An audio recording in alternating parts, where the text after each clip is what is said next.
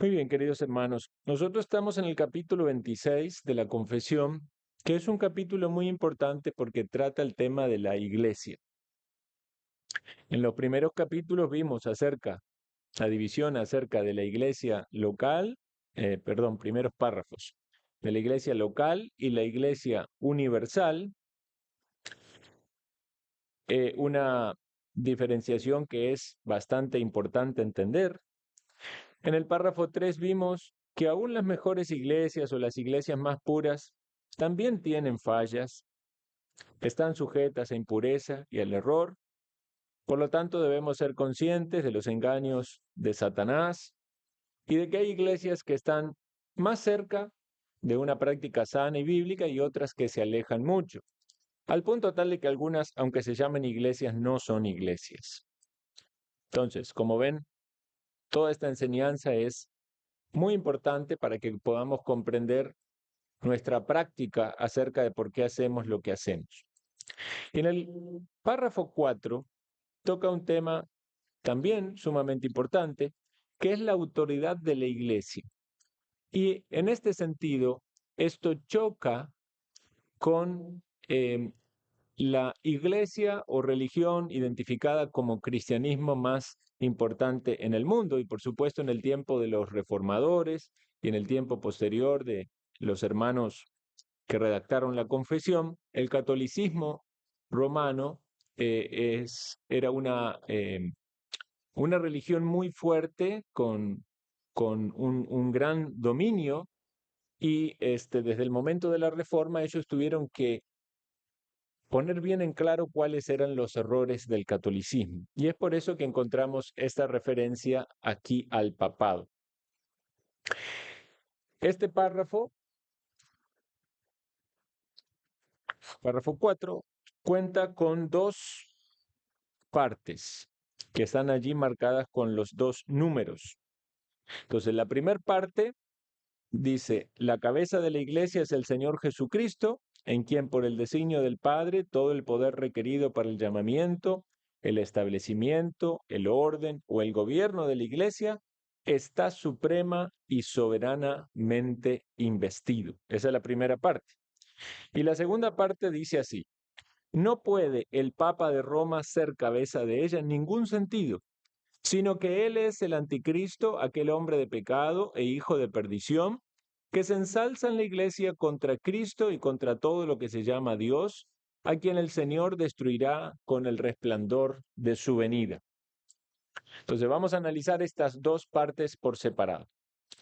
La primera parte es la que trata acerca de Jesucristo como la autoridad o cabeza de la iglesia universal. Esta posición o autoridad es descrita ampliamente en la palabra. Ustedes pueden buscar las citas si quieren, si no yo las menciono y las leo para ustedes, presten atención. Colosenses 1:18 dice así, y él, referido a Cristo, es la cabeza del cuerpo, que es la iglesia, el que es el principio, el primogénito de entre los muertos, para que en todo tenga la preeminencia.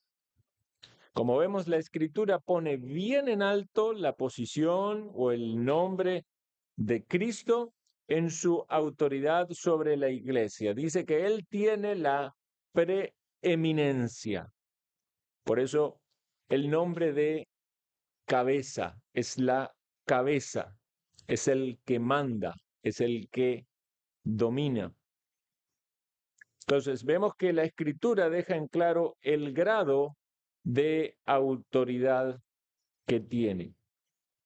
Otro pasaje bastante claro en referencia a esto es Efesios 1:20 al 23, que dice así, la cual operó en Cristo, resucitándole de los muertos y sentándole a su diestra en los lugares celestiales, sobre todo principado y autoridad y poder y señorío, sobre todo nombre que se nombra, no solo en este siglo, sino también en el venidero, y sometió todas las cosas bajo sus pies, y lo dio por cabeza sobre todas las cosas a la iglesia, la cual es su cuerpo, la plenitud de aquel que todo lo llena en todo. En párrafos anteriores hablamos de esta unidad que nos describe la figura de Cristo como cabeza y la iglesia como su cuerpo. Evidentemente, una cabeza no está separada de su cuerpo. Pero también esta misma figura describe la autoridad de Cristo sobre la iglesia. Y debemos recordar el proceso de humillación, la pasión, la humillación, la muerte de Cristo, pero a su vez la resurrección y su ascensión a los cielos y la descripción acerca de ese lugar que Cristo ocupa, a la diestra de Dios, en los lugares celestiales.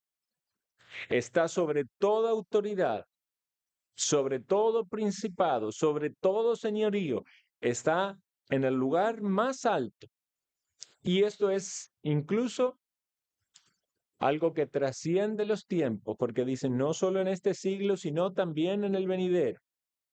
Es decir, conscientes de lo que vivían y de los eventos que acontecerían en el futuro, del juicio de Dios sobre Israel y el reinado de Cristo sobre su iglesia en general, entonces el Señor está por encima de todos. Todas las cosas están bajo sus pies y Él gobierna sobre la iglesia. Entonces estamos considerando el grado de autoridad y la importancia de esa autoridad que Cristo tiene para nosotros como iglesia de Cristo. Pero esta autoridad no solo la debemos ver como una autoridad de poder y de dominio, sino también una autoridad ejemplar y amorosa. En Efesios 5, 23 al 32, donde se vincula este mandamiento práctico a la iglesia del Señor en cuanto al rol entre el marido y la mujer, a los maridos a amar a sus mujeres y a las mujeres a ser sumisas a su marido. Vean cómo lo describe la Escritura. Dice Efesios 5:23 en adelante. Porque el marido es cabeza de la mujer, así como Cristo es cabeza de la iglesia, la cual es su cuerpo y es su Salvador. Entonces, aquí vemos la vinculación de la autoridad de Cristo para con la iglesia, pero a su vez esta relación amorosa y salvífica. Dice, así que como la iglesia está sujeta a Cristo, así también las casadas lo estén en todo, a sus maridos en todo. Maridos, amad a vuestras mujeres, así como Cristo amó a la iglesia y se entregó a sí mismo por ella, para santificarla, habiéndola purificado en el lavamiento del agua por la palabra, a fin de presentársela a sí mismo como una iglesia gloriosa que no tuviese mancha ni arruga ni cosa semejante, sino que fuese santa y sin mancha. Entonces, este amor sacrificial de Cristo para salvar a su iglesia, pero no solamente salvarla en relación con la condenación, sino que se manifiesta esta unidad de cabeza y cuerpo, de esposo y esposa, un amor salvador, un amor santificador. Entonces, de aquí se toma este mandato para el matrimonio de cómo el hombre debe cumplir su rol y a su vez de la iglesia cómo la mujer debe cumplir su rol. Es interesante que al finalizar toda esta enseñanza, dice el versículo 32, grande es este misterio, mas yo digo esto respecto de Cristo y de la iglesia. Anteriormente había citado las palabras del Génesis acerca del matrimonio, que dice, dejará el hombre a su padre y a su madre y se unirá a su mujer, y los dos serán una sola carne. Y evidentemente uno piensa en el acto de la unión carnal, física, entre el hombre y la mujer. Pero cuando habla del misterio, dice, grande es este misterio. Yo digo esto respecto de Cristo y la iglesia. Tenemos entonces que pensar el grado de intimidad y de unión espiritual que tiene la iglesia con Cristo. Y vemos a Jesús como nuestro Señor, como nuestro Salvador, como el esposo de la esposa que es la iglesia. Entonces, si Cristo es autoridad suprema, sobre todo en lo más alto, pero no es una autoridad que esté aquí en la tierra y que sea visible para nosotros. Debemos preguntarnos cómo ejerce Cristo su autoridad en la iglesia si no hay una cabeza terrenal, porque este es el argumento que tienen los católicos romanos para hablar de una cabeza terrenal por parte del papado. Entonces nosotros nos preguntamos, ¿cómo ejerce Cristo su autoridad sobre la iglesia si Él no está aquí? ¿Cómo lo hace? Bueno, en primer lugar, entendemos que Cristo no está aquí entre nosotros visiblemente, pero entendemos que aunque Él está en los cielos, a la diestra del Señor, Él nos ha prometido su presencia en medio de nosotros. Entonces, confiamos en su palabra que es verdad y Él está con nosotros en ese sentido espiritual. Pero también debemos entender de que la autoridad de Cristo es manifestada en la iglesia por su palabra. No hay autoridad sobre la iglesia del Señor fuera de la palabra del Señor. Por eso es el gran problema de lo que acontece en numerosas iglesias donde mucho de lo que se hace y de las prácticas que tienen no son consistentes con la palabra. Criticamos seriamente aquellas iglesias donde la palabra no tiene un lugar central. Hay iglesias donde las personas van y cantan quizás una hora, hora y media, y después tienen un devocional de 15 minutos. Nosotros tenemos un lugar prioritario para la exposición de la palabra. Para algunas personas pueden decir, es demasiado. Ustedes tienen escuela dominical en la mañana, tienen culto en la mañana, tienen culto en la tarde. Bueno, es que eso se desprende del entendimiento que tenemos de varias doctrinas, pero una de ellas es la importancia de la palabra de Dios en la vida de la iglesia. Porque nosotros queremos adorar a Dios conforme Dios lo ha establecido en su palabra. Queremos moldear nuestras vidas conforme Dios lo ha enseñado en su palabra. Entonces necesitamos que la palabra de Dios abunde y esto es consistente con la enseñanza de la palabra que dice que debe abundar entre nosotros. Por eso abunda la palabra en enseñanzas, escuelas dominicales, en cultos, en memorización, ¿verdad? En diferentes momentos y especialmente en el día del Señor. Entonces, Jesús como autoridad de la iglesia obra su autoridad por medio de la palabra. Pero en segundo lugar, lo hace por medio de su Santo Espíritu. Porque el Señor cuando ascendió a los cielos, prometió que enviaría su Espíritu. La tercera persona de la deidad, la Trinidad, el Espíritu Santo de Dios. Él es el verdadero vicario de Cristo en la tierra y en los creyentes. Entonces el Espíritu de Dios vive en los creyentes y obra en los creyentes y obra también en aquellos a los cuales Dios va a salvar o está salvando, llamando por su palabra. Entonces tenemos ya dos respuestas para pensar cómo la autoridad de Cristo se manifiesta en la iglesia, aun cuando la iglesia no tenga una estructura jerárquica en la cual hay un hombre que opera sobre ella, como lo es el papado. ¿Por qué no necesitamos del papado? Porque Cristo ejerce su autoridad sobre la iglesia por su palabra. ¿Por qué no necesitamos del papado? Porque el vicario de Cristo en la tierra es el Espíritu Santo. Él cumple esa función de edificar a su iglesia, a los creyentes, y de llamar, obrar en los corazones de los perdidos. Pero en tercer lugar, también debemos considerar que la autoridad de Cristo sobre la iglesia es manifestada por medio de las autoridades delegadas que Dios ha designado para las iglesias. Y aquí estamos entendiendo que no solamente es una referencia, o no es, mejor dicho, una referencia a la iglesia universal, en sí mismo, sino autoridades para la iglesia local.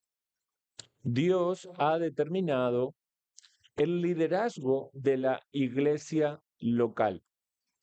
Creemos que hay una iglesia universal, sí, una iglesia católica, como la palabra significa, correcto, pero pensamos y entendemos a la luz de la palabra de Dios que las iglesias locales tienen las autoridades que Dios ha establecido en su palabra. Ahora, debemos comprender aquí un desarrollo de la historia de la iglesia y los dones que Dios dio a la iglesia en la línea, en su temporalidad. En el inicio de la iglesia del nuevo pacto, vemos que había dones que eran fundacionales. Entre estos dones se encontraban los apóstoles, llamados directamente por el Señor. Los evangelistas, que eran aquellos llamados por los apóstoles, cumplieron una labor importante en esparcer el evangelio. Los profetas, que transmitían la enseñanza de la palabra de Dios.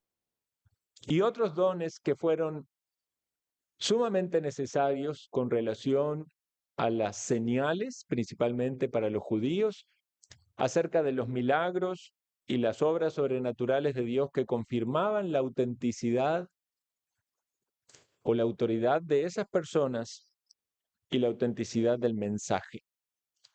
Pero entendemos que ya no hay apóstoles, ya no hay profetas, ya no hay personas dotadas con dones de milagros, porque Dios determinó en su palabra que las autoridades en las iglesias locales serían los pastores.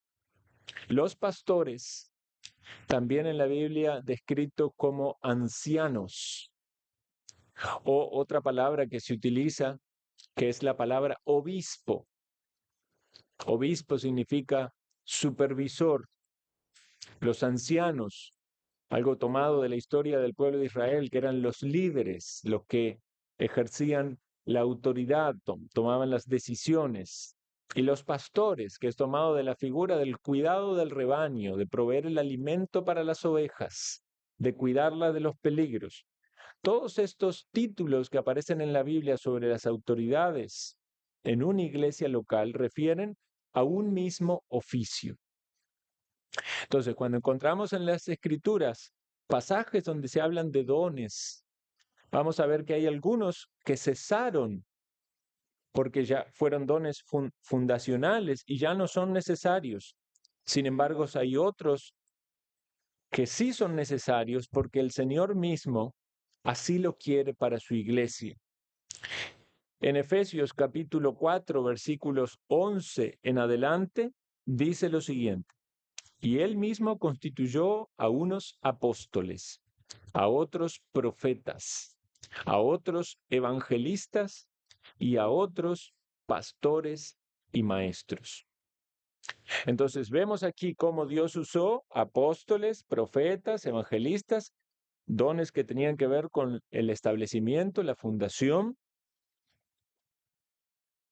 Pero lo que quedan entonces son los pastores y maestros. Algunos entienden de esto que es un mismo oficio, es decir, el oficio de pastor maestro.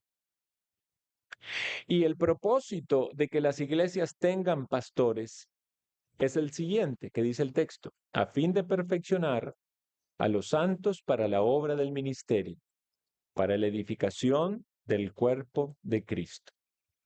Es decir, que los pastores tienen la función de la enseñanza, de la supervisión, del cuidado, y por medio de ese ministerio va a haber un crecimiento tanto en el conocimiento como en la práctica de los santos. Los santos se refiere a los creyentes, a los que conforman la iglesia local, para que sean útiles en el ministerio. Entonces debemos verlo de este modo, hermanos. ¿Por qué estamos aquí sentados, reunidos? Porque estamos meditando en la palabra del Señor, reflexionándose en las enseñanzas que Dios nos ha dejado en su palabra, tratando de entenderlas correctamente, cada texto en su contexto, para ver cómo lo tomamos, lo aprendemos y lo aplicamos. ¿Y qué hace el ministerio pastoral? Trabaja en esa enseñanza y en esa supervisión y en ese cuidado para que los santos crezcan. Usted debe conocer más al Señor que lo conocía cuando llegó la primera vez a esta iglesia. No sé cuánto tiempo tiene usted aquí, pero es de esperarse que usted haya conocido más a Dios, que haya crecido en el conocimiento, pero que haya crecido también en santificación, en la gracia de Dios. Porque eso es estar expuesto a un ministerio de iglesia local, un ministerio pastoral, un ministerio de enseñanza. Este es un propósito escritural. Dice Dios que Él quiere, por medio del ministerio de la iglesia, por medio del trabajo de los pastores, que lleguemos a la unidad de la fe, al conocimiento del Hijo de Dios, a un varón perfecto, a la medida de la estatura de la plenitud de Cristo. O sea, esa es la meta. Tenemos una meta bien grande por delante. Tenemos que crecer. Nuestra meta es la unidad, una unidad perfecta que hay en Cristo, el conocimiento del Hijo de Dios. Esta idea de un varón perfecto es una persona madura, un cuerpo maduro, una iglesia madura. Y vean cuál es la contraparte. Y es lo que pasa con las personas que no pertenecen a una iglesia local, que no quieren unirse o que no dan los pasos consecuentes para unirse, porque muchas veces hay cosas que interfieren en unirse a una iglesia local. A veces es porque no entienden bien el evangelio, a veces porque hay cosas, pecados que no quieren dejar, porque no hay un buen testimonio. Pero vea lo que pasa. Dice, para que no seamos niños fluctuantes, llevados por doquiera de todo viento de doctrina, por estratagemas de hombres que para engañar emplean con astucia las artimañas del error. Las personas que no se unen a una iglesia local andan para un lado y para el otro y van siendo engañados muchas veces por doctrinas falsas o por prácticas falsas. Siempre hablamos de la diferencia entre doctrina y práctica, pero muchas veces una lleva a la otra. Es decir, gente que está involucrada en prácticas de adoración equivocada es porque tiene en su base una mala doctrina, sea por ignorancia o por error o por voluntad. Gente que tiene una mala doctrina va a llegar a una mala práctica. Entonces, estos niños fluctuantes, personas que no se someten a una iglesia local, al ministerio pastoral, corren este peligro y es muy triste que entonces no valoren el diseño de Dios para la fe y la práctica. Porque no se trata de decir, ay, no, en esa iglesia te obligan a hacerte miembro. No, nosotros no lo entendemos ni lo predicamos así. Pensamos que la escritura, que es autoritativa, le dice al cristiano que tiene que estar en una iglesia local, que tiene que estar bajo el ministerio pastoral, que tiene que mostrar sus dones y servir a sus hermanos.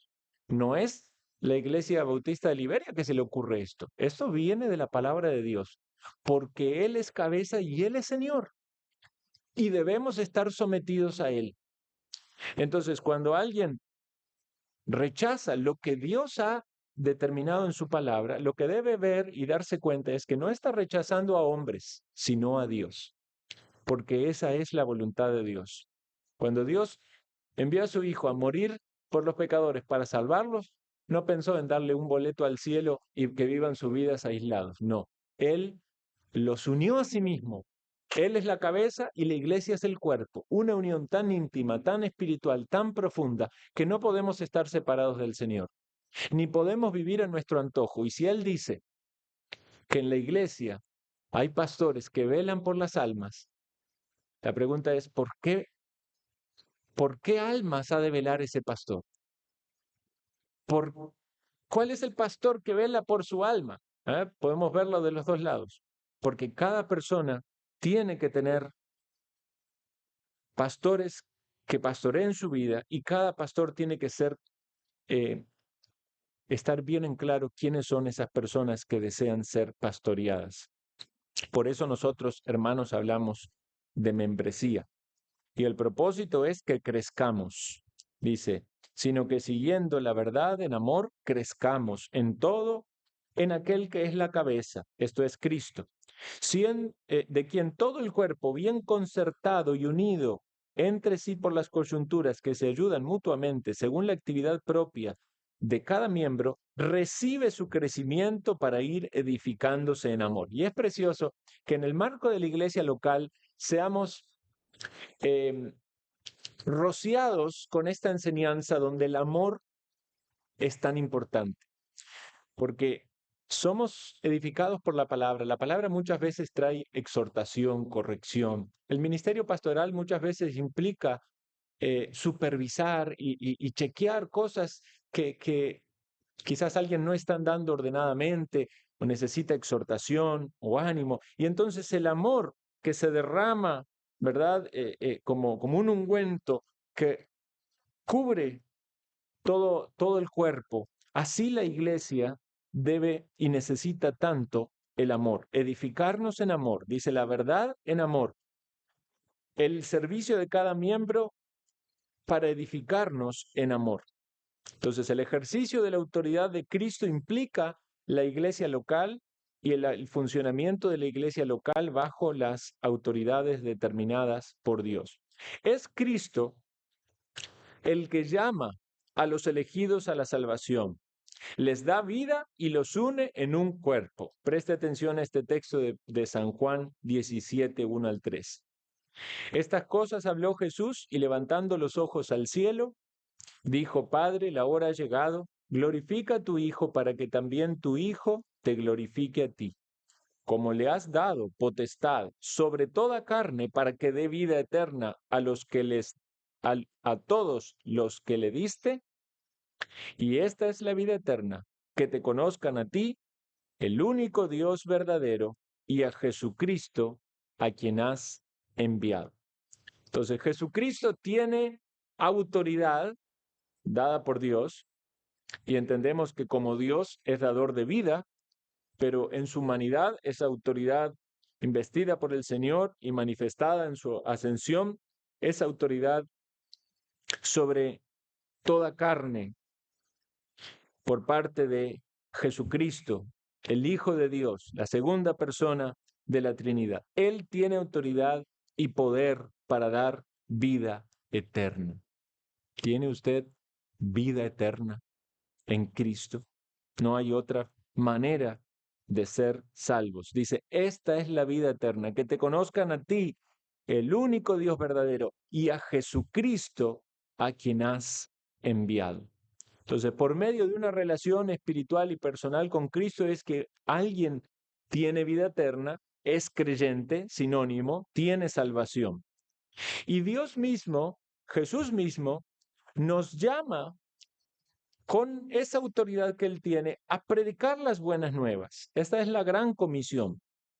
Toda potestad, dice Cristo, me es dada en el cielo y en la tierra. Por tanto, id y haced discípulos a todas las naciones, bautizándolos en el nombre del Padre, del Hijo y del Espíritu Santo, enseñándoles que guarden todas las cosas que os he mandado. Entonces, eso es lo que sucede cuando en la iglesia decimos que aquellos que quieren unirse a la iglesia local tienen que bautizarse. El bautismo es una ordenanza del Señor. En primer lugar, tienen que creer en el Evangelio. Tienen que confesarse pecadores, manifestarse arrepentido de sus pecados, porque hay gente que puede reconocerse pecador, pero no está arrepentido ni quiere cambiar. Tiene que manifestar su fe en Cristo, y una fe que implica un entendimiento claro del Evangelio.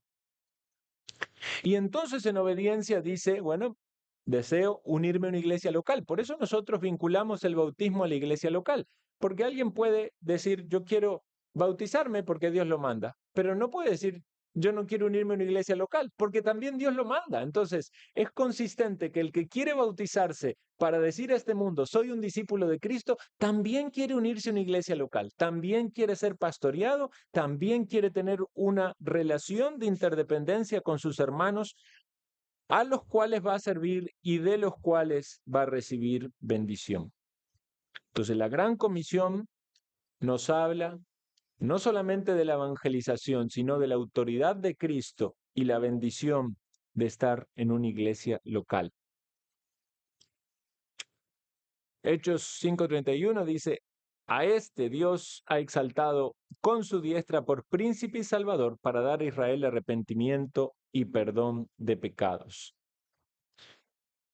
Jesús mismo llama, aún desde el cielo, por su palabra, por la obra de su Santo Espíritu, por los ministros que predican su palabra. Cuando Él dice, yo soy el buen pastor y conozco mis ovejas y las mías me conocen, así como el Padre me conoce y yo conozco al Padre y pongo mi vida por las ovejas. Escuchen la oración del Señor. Dice, también tengo otras ovejas que no son de este redil.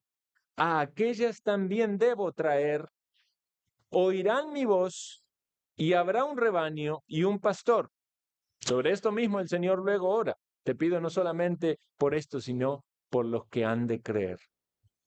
Entonces, el Señor sigue llamando a sus ovejas. Las trae al redil. ¿Cómo los llama? Por la predicación del Evangelio. Se predica el Evangelio, la palabra de Dios es luz, el Espíritu Santo obra en el corazón, trae convicción de pecado y a su vez fe en el Salvador. Y esa unión espiritual con Cristo se manifiesta luego en los frutos de una persona que deja de amar el pecado para amar al Señor y seguir al Señor. Entonces, habiendo entendido este punto de la autoridad de Cristo sobre la iglesia, que es sumamente importante, tenemos también más luz para comprender lo que se dice en la segunda parte de este párrafo, del párrafo número 4. Como dije antes, en el tiempo de la Reforma Protestante, la Iglesia Católica ya había devenido en una gran organización vinculada con el dinero, con el poder, y en muchas cosas se habían alejado de la palabra del Señor, muchas falsas doctrinas se habían infiltrado, muchas cosas en contra de Cristo y de su palabra que los reformadores en su esfuerzo quisieron corregir. Y obviamente esto empezó queriendo hacer una reforma para corregir la Iglesia Católica Romana en sí mismo, pero terminó en la separación, ¿verdad? De muchos de esa iglesia que siguieron los esfuerzos de los reformadores o de los protestantes, como se les llamaron, por sostener su fe.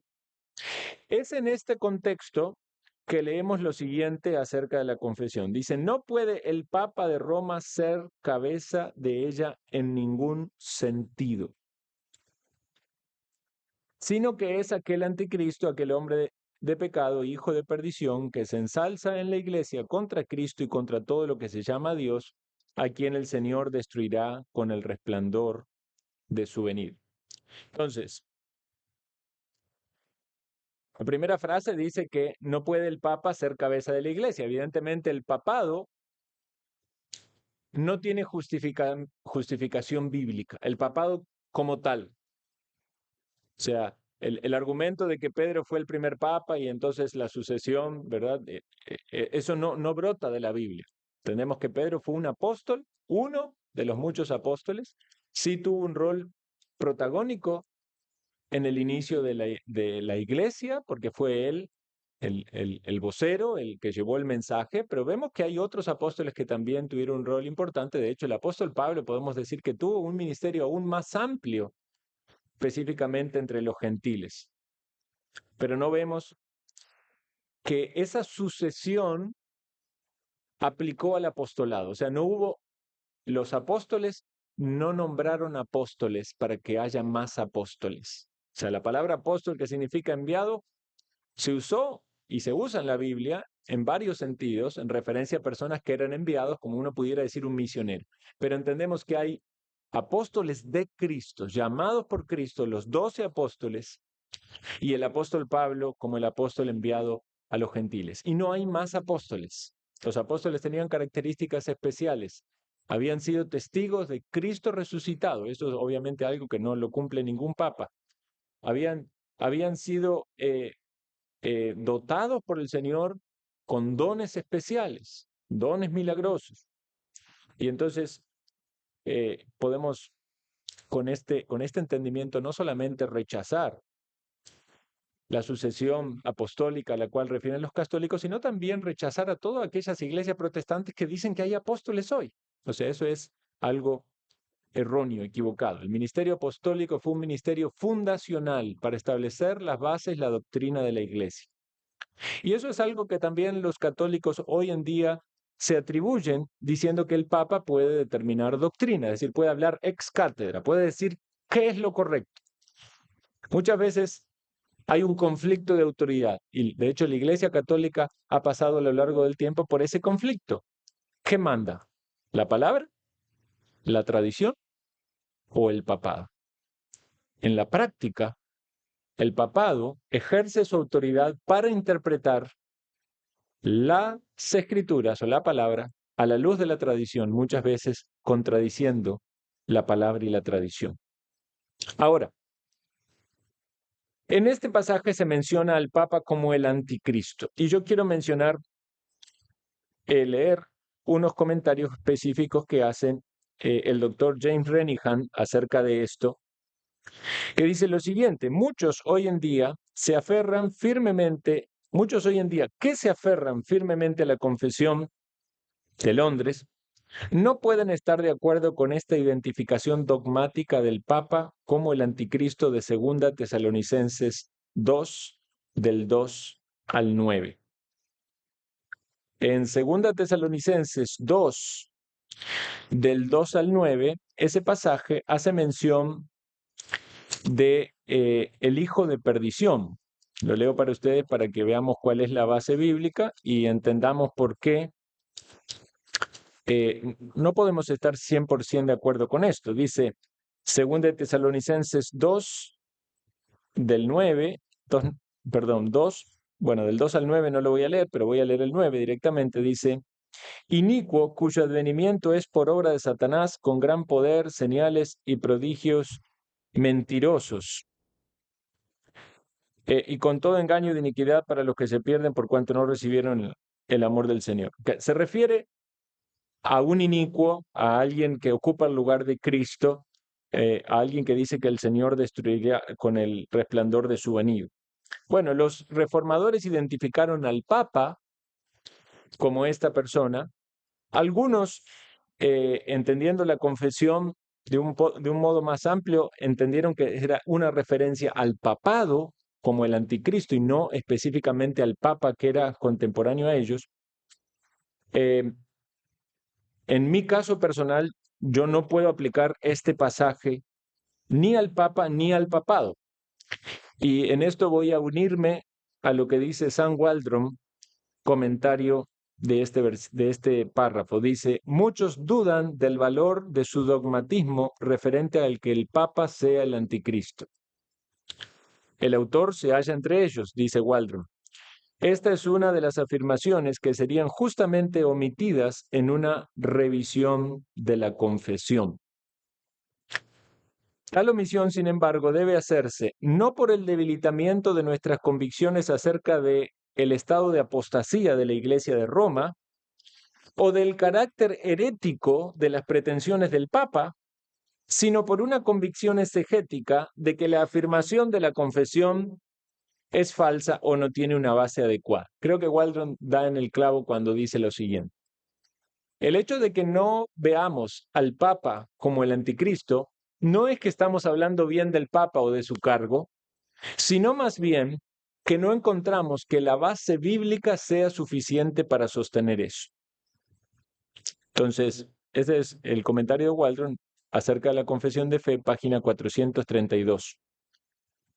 Ahora, cuando pensamos en el Papa o en el papado en sí mismo, recordemos lo siguiente: la Biblia enseña que el vicario de Cristo en la tierra no es el Papa, es el Espíritu Santo. Juan 14, 26. Al Papa se le dice su santidad, como si fuera algo que está por encima de todo. Esa descripción es una referencia a Dios en la Escritura, no a ningún hombre. Al Papa se le llama sumo pontífice. En Hebreos capítulo 4, versículo 14 nos dice que nuestro sumo pontífice o sacerdote, sumo sacerdote, es Jesucristo. Al Papa se le llama Santo Padre. Esta es una descripción de la Biblia para Dios el Padre. Entonces, ¿cómo entendemos el papado? Lo entendemos como una autoridad falsa, contraria a las Escrituras. Aunque en muchas cosas el catolicismo romano se alinee con el cristianismo en su ortodoxia, sin embargo, la autoridad papal es contraria a la palabra de Dios. ¿Cómo entendemos entonces ese rol del papado como un falso liderazgo, como un falso maestro o como un falso apóstol? Y esto nos lleva a pensar que debemos nosotros reflexionar acerca del catolicismo romano y de su doctrina. Bueno, en primer lugar, y si tenemos oportunidades, hermanos, de hablar con católicos romanos, que aquí en Liberia hay muchos y en todo Costa Rica, debemos ser conscientes de que aunque ellos pueden decir que su fe está basada en la palabra de Dios, ciertamente la Biblia no es la autoridad completa. Ellos creen en la Biblia más otras cosas, como el papado o la tradición. Debemos también poner el énfasis en el Evangelio, porque se distorsiona el Evangelio poniendo énfasis en las obras. Creemos que somos salvos por fe, solo por fe, sola fide, decía el lema de la Escritura. Los católicos van a decir que es fe más obras. Nosotros decimos que la fe verdadera conlleva obras, pero no añadimos obras a la fe, porque entonces la salvación no sería por gracia. Entonces, ¿cuáles son los errores que debemos marcar cuando tenemos la oportunidad de hablar con católicos romanos? Ese evangelio distorsionado que tienen, el error del papado como una autoridad no establecida en las Escrituras, todas las falsas doctrinas que tienen acerca de la mariología, casi que colocando a María como una corredentora con Cristo, lo cual es una aberración. El culto que brindan a los santos, algo que en la Biblia es marcadamente idolatría. La falsa doctrina del purgatorio, poniendo un lugar intermedio entre el cielo y el infierno, como si alguien va a tener una segunda oportunidad después de la muerte, cuando en realidad es en vida que tienen que responder al llamado de Cristo.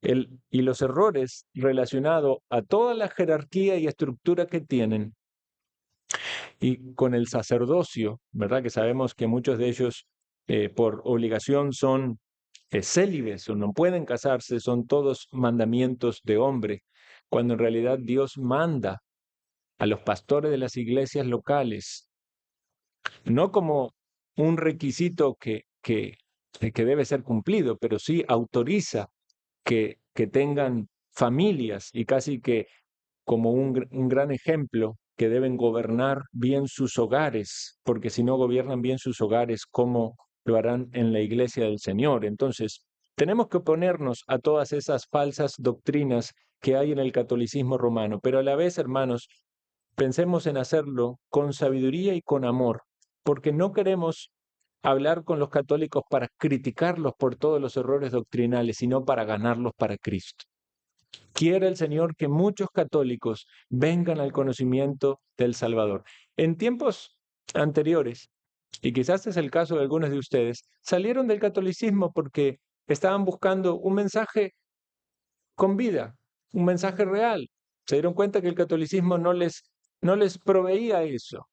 Había mucha liturgia, mucha solemnidad, pero había mucha hipocresía, mucha falsedad, mucho engaño, y queriendo buscar algo, llegaron al conocimiento del Evangelio. En otras épocas, la evangelización con los católicos era más activa. Yo creo que últimamente ha mermado. Quizás porque los católicos hoy en día son más aguerridos, más debativos, más apologistas de su fe, pero también el llamado lo tenemos. Porque si estamos aquí, en este país, evidentemente nuestro fuerte no va a ser evangelizar musulmanes.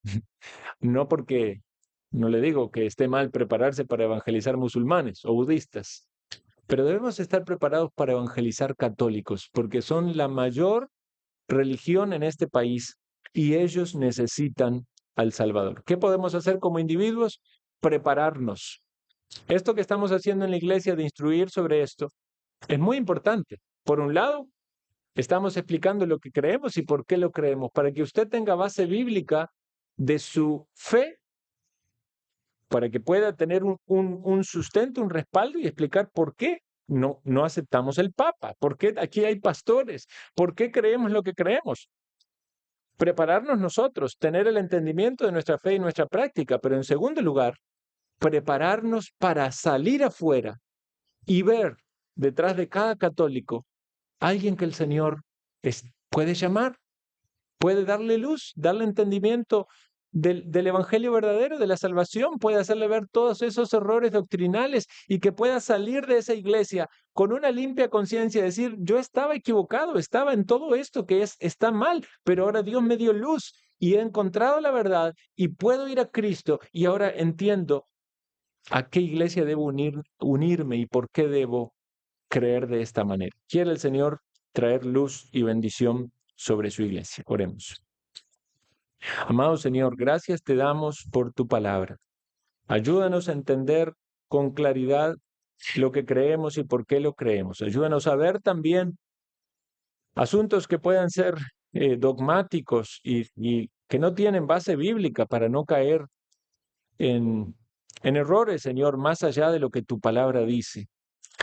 Pero en cuanto a lo que creemos y sostenemos, que podamos hacerlo con una limpia conciencia, que podamos saber de que estamos siendo fieles a ti y que practicamos de esta manera porque así te honra. Ayúdanos a evangelizar a los católicos romanos, te lo pedimos. Anhelamos ver aquí personas que vienen, que se sientan, que se exponen a tu palabra y se dan cuenta de esos errores, para ya no seguir en ellos, ni por tradición ni por costumbre, sino salir de todos esos errores para abrazar la fe verdadera en Jesucristo, nuestro Salvador. Bendice este tiempo de refrigerio en Cristo Jesús.